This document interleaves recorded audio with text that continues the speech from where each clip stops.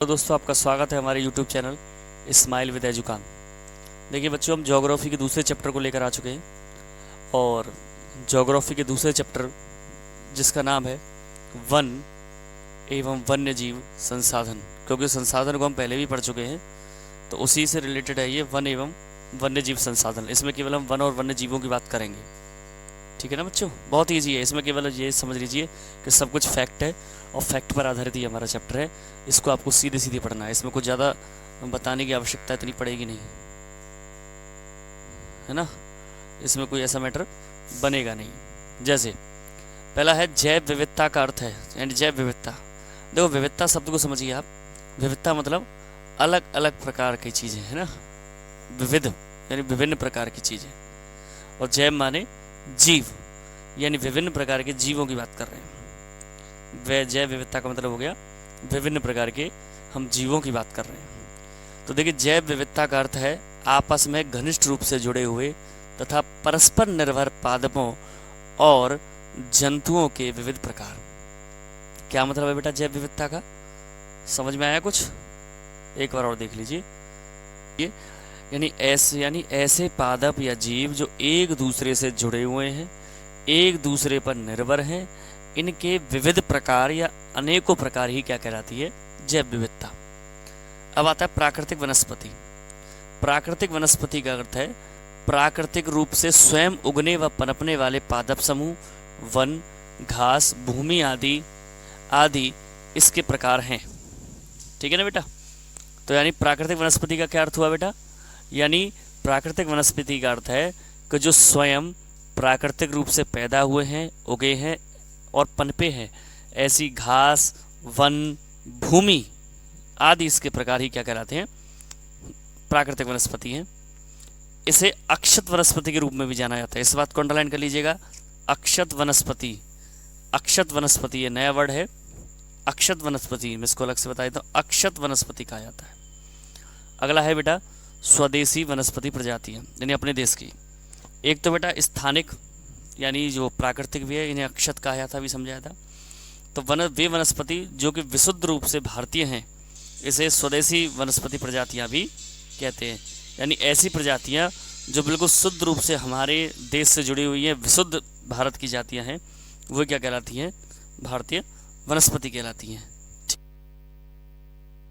तो ऐसी वनस्पति जो कि विशुद्ध रूप से भारतीय है, इसे हम स्वदेशी वनस्पति प्रजातियाँ कहते हैं। यानी जो भारत में और भारत में निर्मित हुई है, यानी किसी और देश में उसकी कोई अंग नहीं, उनकी कोई और प्रजाति नहीं है, तो विशुद्ध रूप से भारतीय क्या कहलाती है?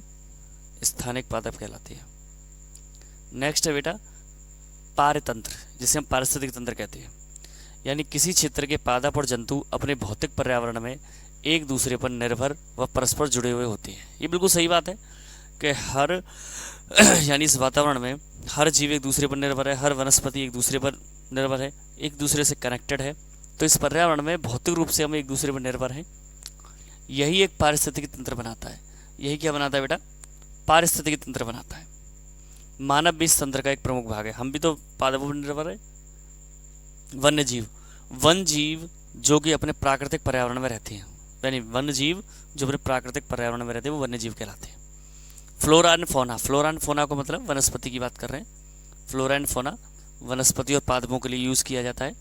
तो फ्लोरा यानी किसी क्षेत्र या काल विशेष के पादप, किसी क्षेत्र या काल विशेष के पादप, यानी किसी क्षेत्र के विशेष पादप या किसी समय पर पैदा हुई, एक निश्चित समय पर या किसी विशेष समय पर पैदा हुई प्रजातियाँ पादपों की फ्लोरा कहलाती है। फौना क्या? यानी जंतुओं की प्रजातियाँ, है ना, जंतुओं की प्रजातियाँ। अब है भारत में वनस्पति जात और प्राणी जात। भारत में वनस्पति जात और प्राणी जात। भारत अपने वनस्पति जात यानी जिसे हम फ्लोरा, वनस्पति का मतलब फ्लोरा और जीव जंतु से मतलब फौना, तो भारत अपने वनस्पति जात फ्लोरा में अति समृद्ध है। भारत में लगभग 47,000 पादप प्रजातियाँ तथा लगभग 15,000 पुष्प प्रजातियाँ स्थानिक हैं। यानी स्थानिक का मतलब अपने देशी, स्वदेशी हैं। यानी 47,000 पादपों की प्रजातियाँ और 15,000 फूलों की प्रजातियाँ स्थानिक हैं। अब बात आती है भारत के अपने फौना में। तो भारत अपने प्राणी जाति यानी फौना में भी अति समृद्ध है। यहाँ 81,000 से अधिक प्राणी जंतु प्रजातियां हैं। यहाँ पक्षियों की 1200 से अधिक और मछलियों की 2500 से अधिक प्रजातियां हैं। यानी भारत अगर फौना में देखें, प्राणी जात में देखें, तो उसमें भी समृद्ध है। यानी 81,000 से अधिक प्रजातियां हैं, ठीक है, प्राणी जात में, जिसमें से 1200 से अधिक तो पक्षियों की और 2500 से अधिक मछलियों की प्रजातियां हैं। यहाँ लगभग 60,000 प्रजातियों के कीट पतंग भी पाए जाते हैं, लगभग 60,000। मैंने कहा था नहीं, फैक्ट पर आधारित है, ज़्यादा कठिन नहीं है। अब आता है भारत में लुप्त प्रजातियां जो नाजुक अवस्था में, यानी वे प्रजातियां जो खत्म होने के, उनके नाम आपको याद रखने, MCQ में आता है। जैसे चीता, गुलाबी सिर वाली बतख, पहाड़ी कोयल, जंगली चित्तीदार उल्लू, मधुका इग्निस, ये बेटा महुआ की जंगली घास है ना, और हुवर्डिया हेप्टान्यूरॉन, ये घास की प्रजाति आदि है। अब होता है लिप्त होने का खतरा झेल रही प्रजातियां, यानी ये तो बिल्कुल नाजुक अवस्था में खत्म होने का कगार पर है और ये होने वाली हैं ऐसी प्रजातियां। तो भारत में बड़े प्राणियों में से स्तनधारियों की 79 जातियां हैं, यानी 79 जातियां, पक्षियों की 44 जातियां, सरीसृप यानी जो रेंगने वाले हैं, रेंगने वाले जो हैं सरीसृप, इनकी 15 जातियां, और जल स्थलचरों की 3 जातियां लुप्त होने का खतरा झेल रही है।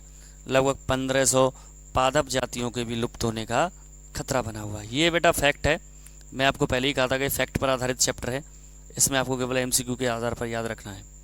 अब आता है प्रजातियों का वर्गीकरण, यानी इनका जो बंटवारा किया गया है, वर्गीकृत किया गया है, इनकी कैटेगरियाँ बनाई वो कैसे है, सुनिए। कि अंतर्राष्ट्रीय, आई से समझ लीजिए इंटरनेशनल, प्राकृतिक संरक्षण और प्राकृतिक संसाधन संरक्षण, यानी IUCN, ठीक है, के अनुसार इनको निम्नलिखित श्रेणियों में विभाजित किया गया है। यानी IUCN, जिसे हम अंतर्राष्ट्रीय प्राकृतिक संरक्षण और प्राकृतिक संसाधन संघ कहते हैं, उस IUCN के अनुसार, ठीक है। एक है सामान्य जातियां, यानी ये वे जातियां जिनकी संख्या जीवित रहने के लिए सामान्य मानी जाती है, जीवित रहने के लिए सामान्य मानी जाती है। जीवित रहने का मतलब है जो अभी सामान्य अवस्था में, न उन्हें बिल्कुल डाउन में कह सकते हैं, ना ऊपर अप कह सकते हैं। जैसे पशु, साल, लकड़ी का नाम है, चीड़, कृंतक या रोडेंट्स आदि। अब आता है लुप्त जातियां की बात। तो ये वे जातियां जो इनके रहने के आवासों में खोज करने पर अनुपस्थित पाई गई हैं, यानी ये लुप्त हो जातियां किन्हें माना गया है, गायब होने वाली नहीं, इस लाइन को ध्यान रखिएगा।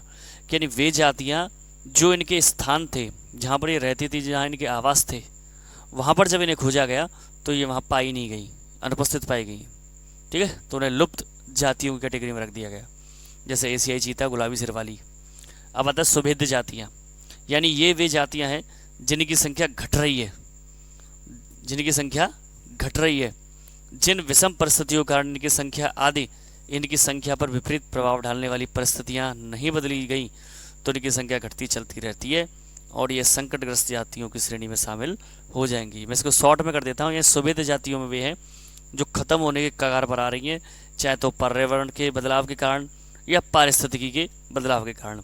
अगर उन्हें नहीं रोका गया तो वो किस में आ जाएंगी, बिल्कुल लुप्त होने वाली, बिल्कुल खत्म होने वाली प्रजातियों में आ जाएंगी।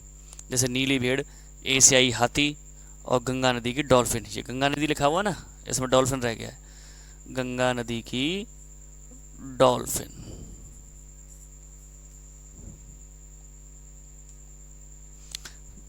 तो देखिए ये एक पार्ट खत्म कर दिया मैंने। मैं आपको फिर बता दूं, ये फैक्ट पर आधारित चैप्टर है, इसमें MCQs ज़्यादा बनते हैं, शॉर्ट क्वेश्चन ज़्यादा बनते हैं। तो जो खत्म होने वाली प्रजातियां हैं, लुप्त प्रजातियां, सुभेद्य प्रजातियां, दुर्लभ प्रजातियां, सामान्य प्रजातियां, फ्लोरा, फौना, ये सब चीज़ें आपको थोड़ी थोड़ी पढ़नी होंगी। बिल्कुल फैक्ट पर आधारित है, बहुत ईजी चैप्टर है। आशा करता हूँ आपको समझ में आया होगा और इसी आशा के साथ आपसे मिलते हैं अगले वीडियो में। सो चैनल से जुड़े रहिए, शेयर कीजिए, लाइक कीजिए, सब्सक्राइब कीजिए। Stay healthy and stay fit. जय श्री श्याम।